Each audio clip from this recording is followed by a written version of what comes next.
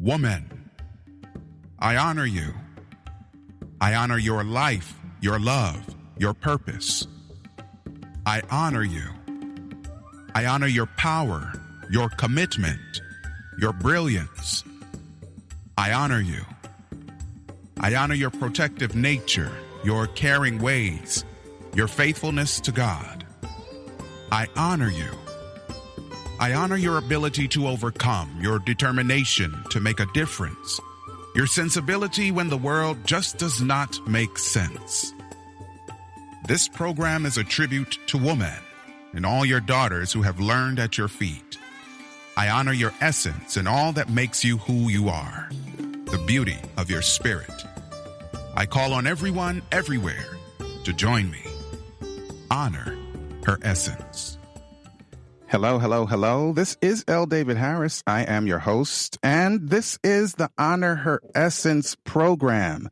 And I'm delighted to be able to share with you one more time. And in a little while, I'm going to introduce you to one of my other sisters. You're going to find that I have like a lot of sisters, which is positive. And as I've said before, maybe you'll meet my blood sister, my birth sister. But today we're going to meet Monica. But before I bring her on, I'd like you to direct your web browser to www.honorheressence.com.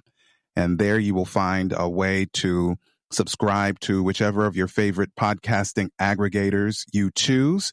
Even if you're listening to this online or on the radio, I'd like for you to direct your web browser to honorheressence.com. Find the aggregator that most suits you, and then please leave an honest review and rating. That will help this program go farther and honor our sisters and mothers and daughters and aunties all together. So, without further ado, I'd like to welcome my good friend and my sister, Monica. And how you doing, Monica? Great, David. Thank you so much for having me. I honor you too, knowing the caliber of a person you are. I'm truly honored to be here with you today. Thank you. Yes, well, the feeling is mutual. I was not closing my eyes and throwing a dart at the dartboard and say, okay, what women do I know? All right, let's pick her.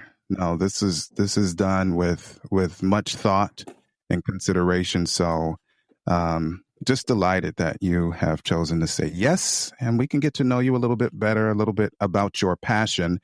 And for those listening for the very first time, in a way, there's a heavy burden on each of our sisters that come onto the program because, in a way, they become the proxy of all women. And for those of you who don't like, all-inclusive terms like that, I apologize, but I don't know how else to communicate it because, in a lot of ways, Monica's story is other women's story, and we can learn a lot from her. So today, Monica's on tap, and she's going to share some things. When we had a meeting, if you want to say, or a conversation about some of her passions, Monica told me that, well, she told me a lot of things, but the one word that jumped out at me was Providence. And that'll make sense as we continue the program. So, Monica, you can start, letting us know what your passion is, and, we'll learn something, I'm sure, because I've already learned from you.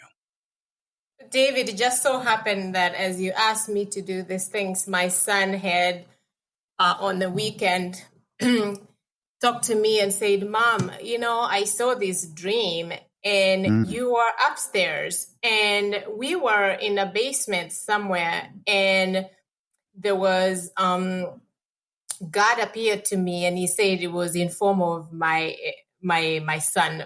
So now his elder brother, Ryan. And I know it was him because of the way he just sat there and gave me instructions. So he's 7 years old and he has a gift, a special gift of dreams. So he started to talk to me about how he had these two letters to bring to me, invitations. Mm-hmm. One invitations to a banquet and the other one an invitation to a park. So he said, I had these two letters and I had to bring them to you. But there was a Grinch. There was just this devil that wanted to block me from bringing these invitations to you. But I fought him, Mom. I fought him. I said, okay, do you mind writing down everything that you experienced, everything that you saw, everything that you can imagine? Because he's also a very good artist. Like, he can draw. That one thing I lack is the ability to actually portray the dreams that I get on or in imagery, so that individuals can relate to or actually see what I saw. But he has both, so he can actually dream and he can actually draw. So I have him doing it.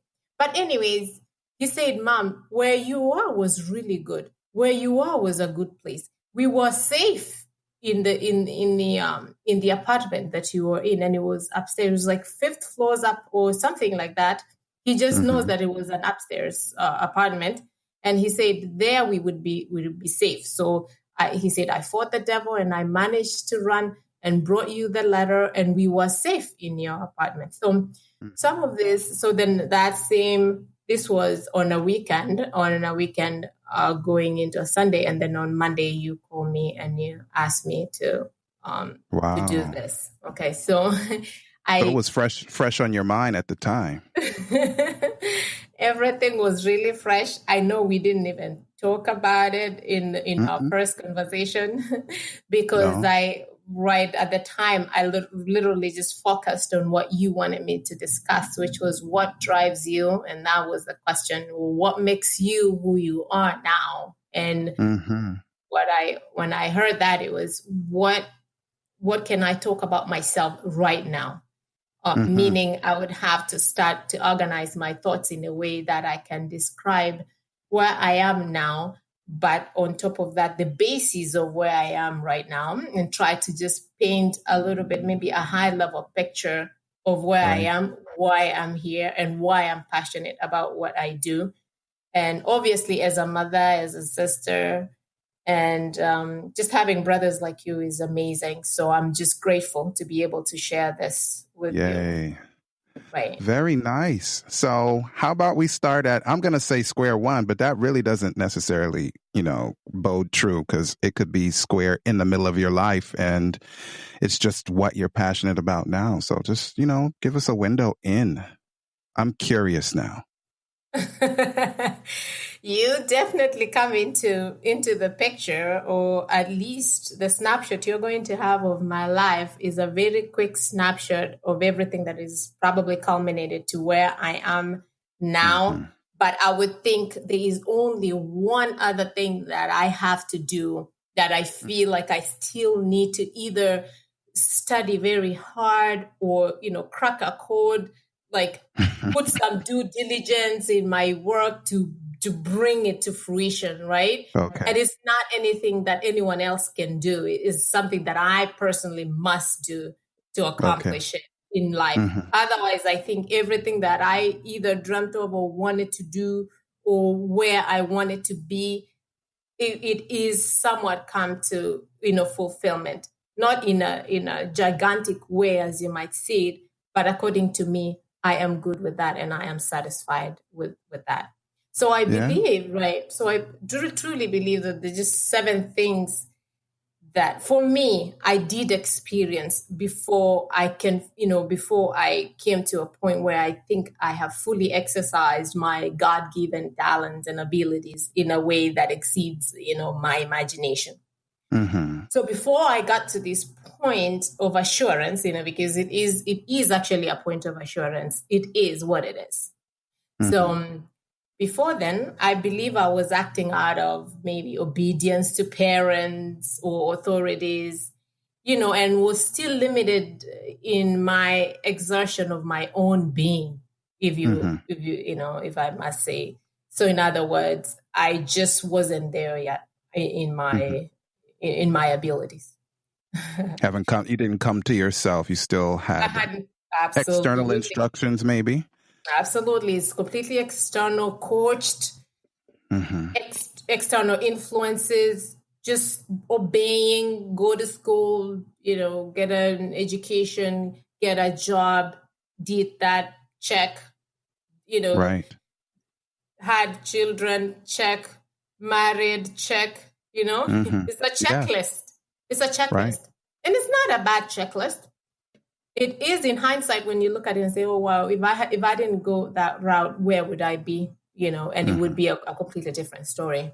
But I think Right. before we began our conversation, I mentioned to you that I would be lying about my capabilities and accomplishments if I did not begin with a divine intervention in my Right. life.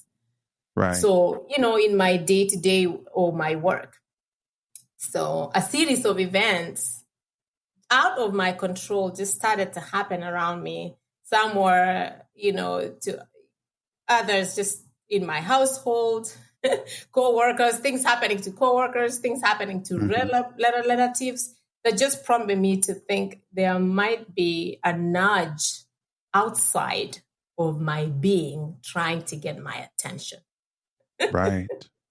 Right. So Maybe, right? Just maybe. just maybe there is something outside of my control. So, but, maybe I will cover those things or series of events at a later time, if need be, and maybe at a different podcast, right? So, but at a minimum, I know as we grow up and understand what it means to mature, take responsibilities, we inherently, or by a way of just self-preservation, exert the right to control those circumstances. Right. Right. We learn to control them, and therefore we think we are in control, or somehow at least believe if I didn't do this, if I didn't go to school, if I didn't get a good education, I would not get a good house. Nobody would look at me. If I didn't put my makeup in the right way, if I didn't work out, if I left myself completely outside of my control and just let it loose, nobody would look at me. So now you start to control and try to calculate the outcome of all these things that you have to do to get things right, to put yourself in the right place. Yeah. So that you can experience life as you're told it will be, right? So yes. I know, however, right? Now I know that there is an invisible world. That works. Yeah, I agree.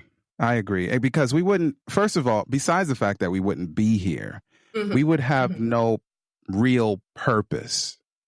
See, I mean, it's in at least two phases. Just living can put somebody in a hopeless mind state, because living for what purpose is the question that we all need to be asking ourselves. So I get you. Thank you. I know you understand this. I'm talking to a doctor, somebody that that has all this, figured out in some way. But I'm grateful that you give us a platform to just express ourselves. Thank you so much for that.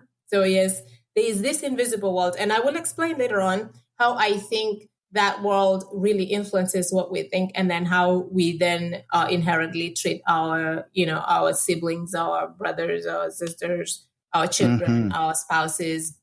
We have to get beyond what we see to really be able to step aside in some cases and to allow and let them vent, or let them just be, and let them be themselves without us posing an interference to their existence.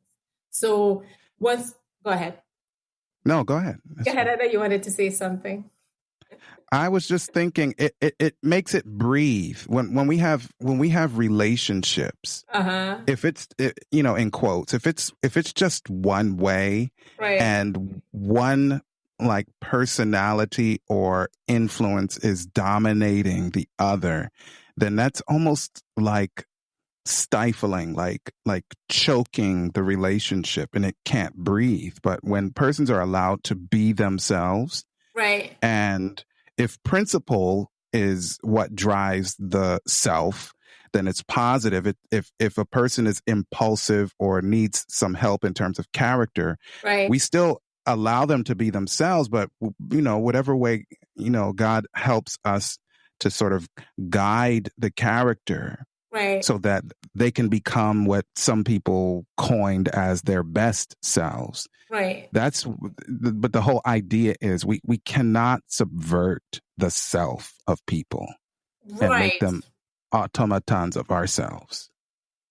That subversion, and also obviously there's self-control, there guidance, there's a level of a boundary that we set for ourselves so that we do not let self ultimately ruin what we are trying to create. So it is I know it's a very delicate balance, and that which most of us, we all work at it every day, we struggle with it. But if we understand that there is an invisible world that works with our modes of communication and that interferes with our reasoning or doing, and we have to pay attention to those nudges, or the spirit in this case, the leading of that spirit that stop our thoughts or action, in the tracks, and divert our attention to more important things.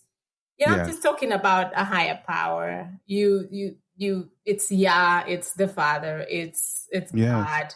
Then there's no way to even start the 7 things that I believe we will experience before we get to that point in life where we can say, I know I can step out of a situation when I know that it is going to ruin the other person. I know I'm going to let myself go so that my spouse, my children can experience the life that my mother built for me, my father built for me. Just that point. For me, I had to go through these 7 things, and there's just no way to start to mention the 7 without mentioning the divine power, the divine intervention in our life. So I know for me, I didn't always understand it. So it didn't always feel, it didn't always feel this way, or that I experienced situations where the divine interfered with my doings in a way that was so obvious that I couldn't explain. It just, maybe it happened, but I never paid attention then. So it wasn't always this way. I hadn't created the environment or, the situation where I let it be. I let the heavenly being control my thoughts or what I did. And for me, it was like a hard stop. Like, it was something that it was so drastic that I couldn't ignore. There was just sequential events, one after another, that shook me really bad. And eventually I said, okay, there must be something inside of all this, right? So at first there were thoughts that manifested themselves in real life. And at first I ignored it. But when I saw it it was beyond what I could ask for or even dream of. Right? So this includes my marriage, my children, my kids, my relationships, my occupation, my longings, my desires, my hopes, my being, my existence. So, but I started noticing little things like seeing 9/11 every time I looked at my clock. Every time I turned around, it was 9/11. I mean, and this was before 9/11 happened. Oh, I see. Okay. So this goes back years. This goes back years, but I'm pointing this picture. I want to create a history here. So sometime in 2008, I had literally moved to Newark. Actually, I had a receipt that showed how much money I paid for gas in 2008, December, because I was kept it. Because that's the reason why I moved to Newark, because the prices in gas had gone really high, and I had decided to move to Newark. Now, this was before the crash in 2008, by the way. So, so I saw this vision explaining a crash in the market and then eventual return of Jesus. So, in other words, I actually saw a vision where I was literally taken to my hometown where I grew up. And I lived up in like a mountain where we can see a lot of, from a distance, we can see all the places. So, but this specific spot, he brought me to home basically. And then I saw a cloud come towards me right after the market crash. And everyone that was on this hill was from different races. I saw Chinese, I saw Black, I saw white, it was just different races. And they was just looking up.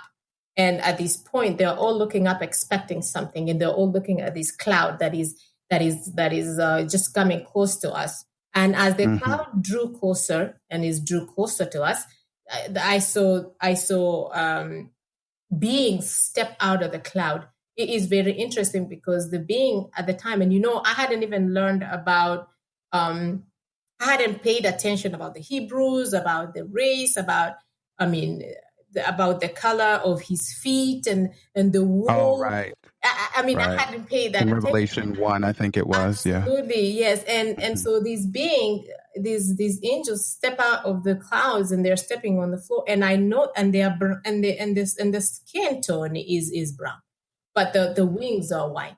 It was just so strange. I was like, what am I seeing? And yeah, because as soon as the clouds stepped, and then they just stepped literally out of walking out of the cloud and yanks one person and yanks them into the sky. And I sat there waiting for my angel. This was 2000. I sat there, but my angel didn't show up. You hear the noise? I don't know how I stopped the notifications. Okay, hopefully. No, I did not hear it. Don't worry. You don't hear it. Okay, great. Thank you so much. So I waited for my angel. I didn't show up. Okay, I know I'm digressing a little bit, but I just wanted to just show you how I started noticing little things that made me to pay attention more closely. And that was one that I never forget, because I ended up sending a text message to everybody that was on my phone. I said, get ready, get ready, get ready. Do not be left behind, Right. And at the time I was going to church on Sunday. I was not going to church on Sabbath.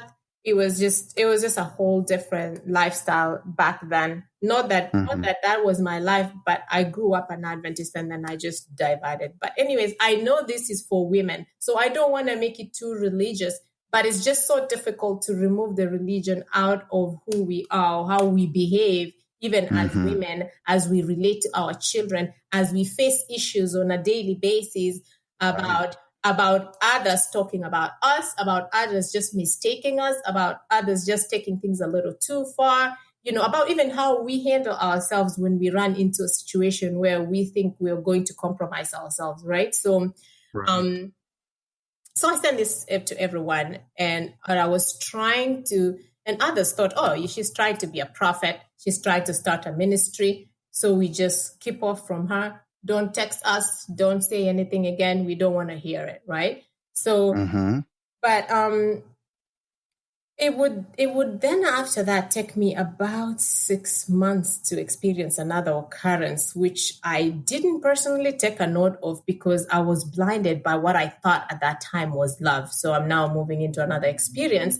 And then I realized that there had been redemption in a way of the Father leading me to a location to find something that was just terribly wrong, which at first shook me. But within a week, I had a clear answer and a clear direction on a way forward. Still couldn't comprehend it, but but redemption happened. And so that is my first thing on my list is redemption. So now I am on to the list. So this redemption happened in an unexpected way, in an unplanned circumstance. And 7 days after the incident that almost sent me to depression. Oh, my.